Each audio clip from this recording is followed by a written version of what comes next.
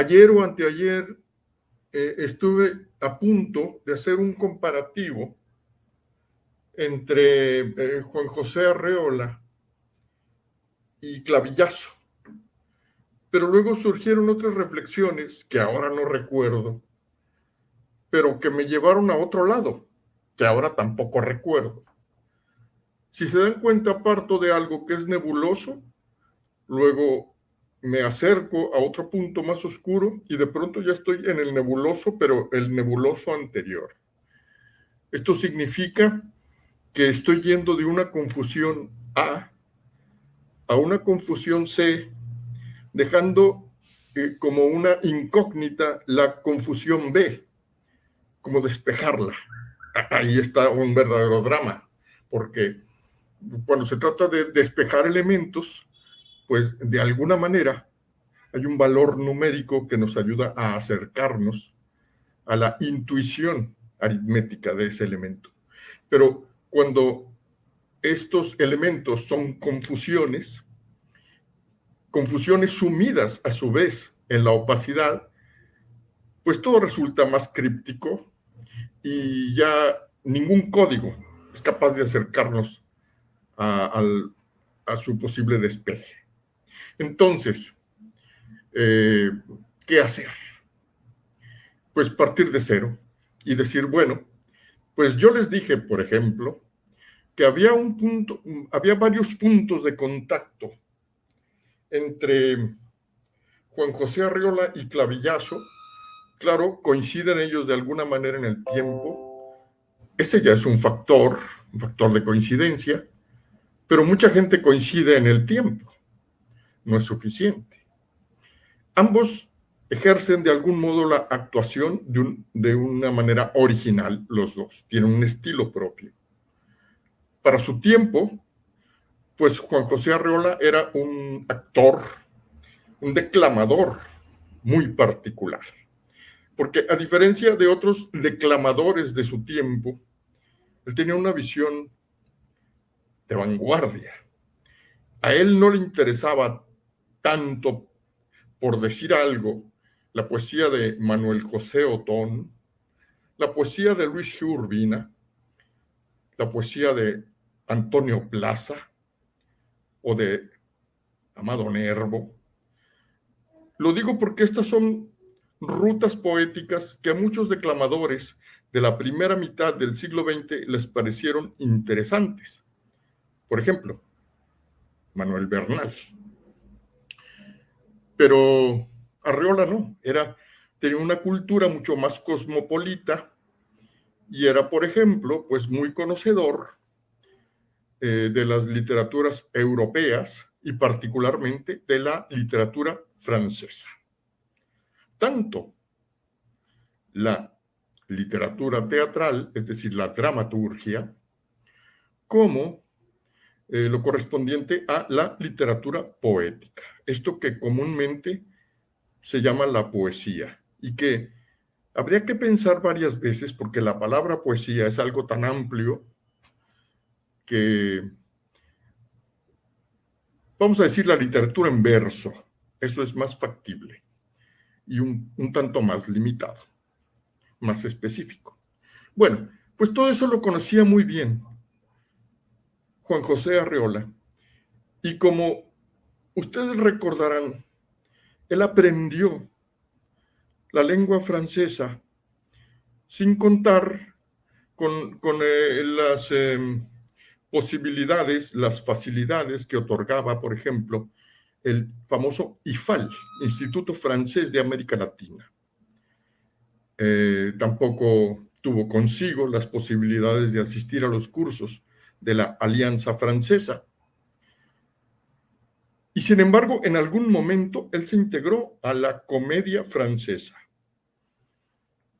Él se ha creado la leyenda, que podría ser verdad también, se ha creado la versión de que en algún momento la Comedia Francesa, la compañía de la Comedia Francesa, pasó por Zapotlán, lo cual suena no solo mágico, sino casi improbable. Sin embargo, él nos dice o dice en algún momento que él aprovechó eso para mostrarles su dominio pleno de las literaturas francesas, poética, teatral, y así fue como se integró a la comedia francesa. Vamos a pensar que todo eso es verdad. No hay ningún riesgo en ello. O sea, si es mentira, pues no pasa nada. No sería una mentira mala. Sería una mentira divertida. ¿Y qué aprendió? ¿Qué aprendió de la comedia francesa? Arreola. Pues el arte de la exageración corporal. Era un gran artista del teatro físico. Con esa grandilocuencia corporal que tuvo el teatro francés. Vamos a decir que lo asumió y se convirtió en un buen intérprete a través de su propio cuerpo, de su propia gestualidad. Muy bien. Clavillazo fue quizás el mejor actor corporal de su tiempo. Y lo digo porque de alguna manera conozco el teatro físico por distintas experiencias, quizás no todas agradables, pero he tenido un gran contacto con el teatro físico. Y Clavillazo, analizado en el contexto de los comediantes de su tiempo que provienen de la carpa, precisamente pensemos, Mantequilla, Chicote, Medel, Cantinflas, Manolini Chirinsky, Clavillazo. Todos ellos provienen de la carpa, que luego asciende hacia estos teatros o a este teatro, colocado allí en lo que conocemos hoy como la avenida Lázaro Cárdenas, el Teatro Folies, que obviamente alude de una manera cascajosa, para decirlo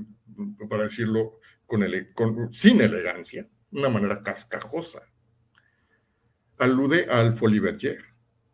Digamos que el Teatro Folies es nuestro Folies Bergère.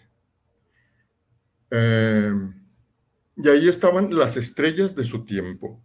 Toña la Negra, Pérez Prado, Benny Moré, Cantinflas, Manolini Chilinsky, Mantequilla.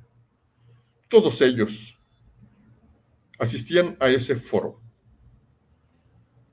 Muy bien.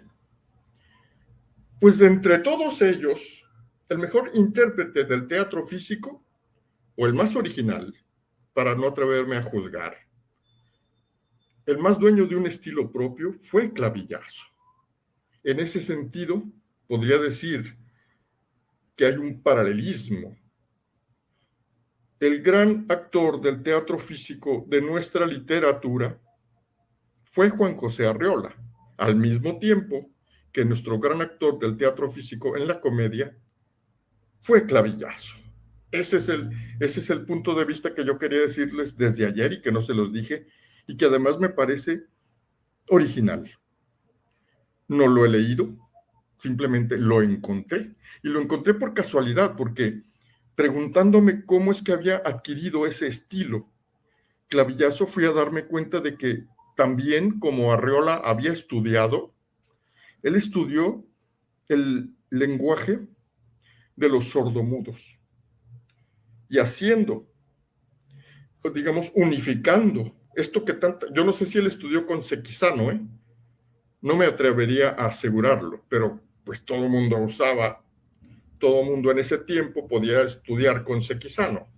Y mucha gente que solo estudió 3 días se pasó la vida diciendo que eran alumnos de Sequizano. Independientemente de que Clavillazo haya estudiado o no con Sequizano, Lo importante es que él sumó a una formación convencional o incluso a una formación absolutamente autodidáctica el lenguaje de los sordomudos. Muy bien, ahí está el punto de coincidencia entre Juan José Arriola y Clavillazo. Eso se los debía, ahora lo añado a estas disquisiciones diarias, que cada día me parecen pues más comprometedoras. Me refiero a mí, o sea, me comprometo más, pero más inútiles porque cada vez sé menos de qué van a tratar. Y hoy quería hablar de dos cosas. Por un lado, de Juan José Arriola y Clavillazo, pero por otra parte acerca de desarrollo tecnológico y Silicon Valley. ¿Por qué? ¿Por qué referirnos a ese tema ahora mismo? Porque es un tema que el nuevo gobierno ha puesto sobre la mesa y que es interesante de tomar en cuenta porque nos habla de una buena intención por parte del nuevo gobierno. El nuevo gobierno tiene muy buenas intenciones y eso debemos agradecerlo porque podría tener malas intenciones. Conozco gobiernos que han llegado con malas intenciones, como el del Bronco, y todas las cumplió, todas. Pero eso ya pasó, ya no es momento de hablar de eso. El gobierno encabezado por Samuel García tiene muy buenas intenciones y una de ellas ha sido la de plantear a Silicon Valley como un modelo para Nuevo León. Eso es muy bueno, porque Silicon Valley es famoso, pues mucha gente piensa que es una ciudad y mucha gente piensa que es una ciudad tecnológica y mucha gente piensa que es el sinónimo de la vanguardia del pensamiento tecnológico creativo. Algo hay de razón en eso. Digamos que es un punto de localización a donde se ubican distintos proyectos de carácter tecnológico, todos ellos, muchos importantes, unos más, otros menos, pero eso sí, muchos de ellos famosos. Ok. Si vemos la historia del conocimiento hacia atrás, ya no concentrándonos solamente en el presente y el futuro inmediato, sino hacia atrás, podemos darnos cuenta de que hay otros puntos del desarrollo del conocimiento que han sido muy famosos, así como Silicon Valley. Por ejemplo, París, específicamente Montparnasse. Si pensáramos en la cosa del arte, a principios del siglo XX, finales del siglo XIX, diríamos que Monterrey podría haber aspirado a ser Montparnasse. Pero luego te das cuenta de que el poderío de Montparnasse, ¿de dónde provenía? Pues de la presencia de la Feria Mundial en París, de la participación de numerosos inmigrantes en el ambiente pictórico, Modigliani, Picasso, Dalí, etcétera, no franceses. Así los inmigrantes colaboraron para que el comercio del arte de París y el barrio latino tuvieran un éxito en materia de prestigio. Muy bien, ahora pensemos en Nueva York, que si se dan cuenta, entre el siglo XIX y el siglo XX, el centro del prestigio del desarrollo del conocimiento pasó de París a Nueva York. O sea, mucha gente pensaba que los grandes del pensamiento eran los que asistían al Café de Flore en París. Y luego se pensaba que los grandes rebeldes de la producción dramática, literaria, poética, pues se juntaban en Brooklyn, se juntaban en Manhattan, y todo eso fue verdad. O sea, que el poder del conocimiento estuvo concentrado alguna vez en París, alguna vez en Nueva York, pero no porque la gente de París o de Nueva York fuera superior a otra, sino porque allí se concentraba un gran conjunto, una gran agrupación de inmigrantes que a través de su colaboración le daban grandeza a esos espacios. Españoles, italianos, en el caso de Francia, especialmente polacos, judíos y latinos en el caso de Nueva York. ¿Se dan cuenta? El poder no proviene de la localidad, sino que la localidad atrae inmigrantes. La idea que se planteaba por acá, con muy buena intención, era la de convertiremos Nuevo León en un Silicon Valley. Pues temo decir, me duele decirlo, pero eso ya se ha intentado. Y se intentó desde que se estableció, por ejemplo, el Instituto Tecnológico y de Estudios Superiores de Monterrey, que si ustedes se dan cuenta, coincide en muchos sentidos con el Instituto Tecnológico de Massachusetts. ¿Por qué coincide? Pues porque en sus orígenes esa fue su aspiración. Lo que estaba detrás de la idea de construir el Instituto Tecnológico y de Estudios Superiores era imitar al Instituto Tecnológico de Massachusetts. O sea, hacer de Monterrey un Boston. Y lo interesante es que sí se logró, de alguna manera, porque Monterrey se hizo dueño de un poderío tecnológico muy interesante y muy valioso, que se manifiesta a través de este gran clúster de la producción cervecera. Hay una gran maquinaria industrial que se desarrolló desde Monterrey para América Latina y que es un gran logro tecnológico. Esta cadena de producción en la que se unen producción de vidrio, producción de cartón, producción de corcho, que ahí hay una hazaña bien interesante porque resulta que se traía desde Portugal, pero aquí se procesaba. Bueno, producción de papel y producción de cerveza.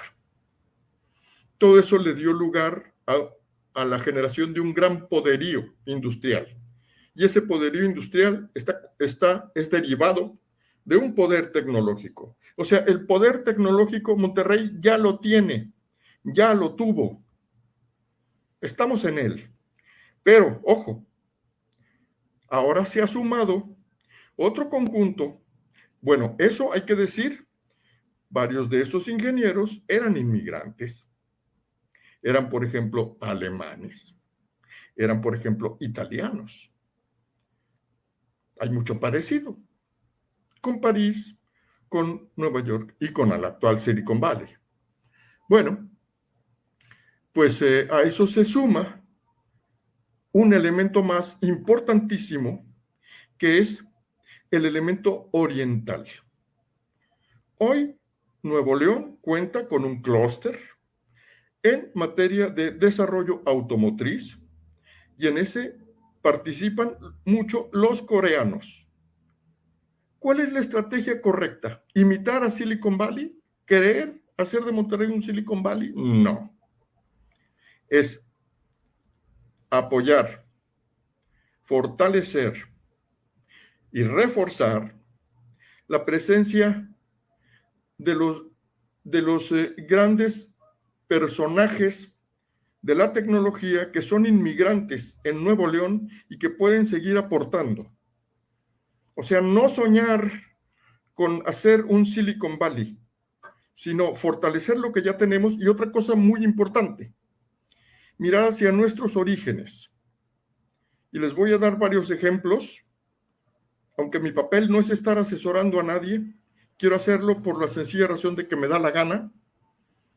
En materia de creatividad, el laboratorio de creatividad de Nuevo León debería de estar concentrado, o podría concentrarse, porque yo no voy a decirles qué deberían hacer, podría concentrarse en tomar algunas esencias del conocimiento ancestral y de grandes valores de producción ancestrales que existen en Nuevo León y que son grandes aportes para el mundo. Y les voy a dar un par de ejemplos. Uno de ellos, la producción de dulces de calabaza. Otro ejemplo, las recetas de cabrito. Otro ejemplo, la producción de cintos, botas, sombreros. Todo eso es capital intelectual que pertenece a Nuevo León, que está ligado a su esencia, a su identidad, y que no sé si esté representado allí en el laboratorio creativo, porque si en el laboratorio creativo se dedican a tomar videos de la plaza, pues están perdiendo su tiempo, la verdad. Porque tomar videos de la plaza lo puede hacer cualquier turista, no aporta absolutamente nada. Y ponerles a esos videos títulos en inglés, tampoco. Eso no es un aporte de conocimiento ni de creatividad, es cumplir con una chamba. Y aparte una chamba muy extraña porque ¿qué aporta? ¿Qué significa? ¿Qué representa? Entonces, para sintetizar, ¿cómo desarrollar el asunto del conocimiento en Nuevo León? Primero, apoyando la participación de grandes inmigrantes poderosos en materia de conocimiento, integrarlos a nuestra comunidad universitaria e intelectual, no dejarlos aislados en pesquería, permitir que la gente o promover el que la gente de Nuevo León aprenda el coreano y desarrolle una cultura coreana. Y la otra cosa es apoyar en todo lo posible la colaboración entre las universidades. Mientras el TEC siga teniendo pique con la UNI y la UNI pique con la UDEM y la UDEM pique con etcétera, mientras las universidades no participen de una manera integral y no compartan colaboraciones, todo esto va a seguir igual de dividido y va a ser muy difícil que nosotros nos convirtamos realmente en un eje tecnológico de México. Esa es la idea que les quería dar. Puede que esté equivocada, pero a lo mejor algo de razón hay, no lo sé.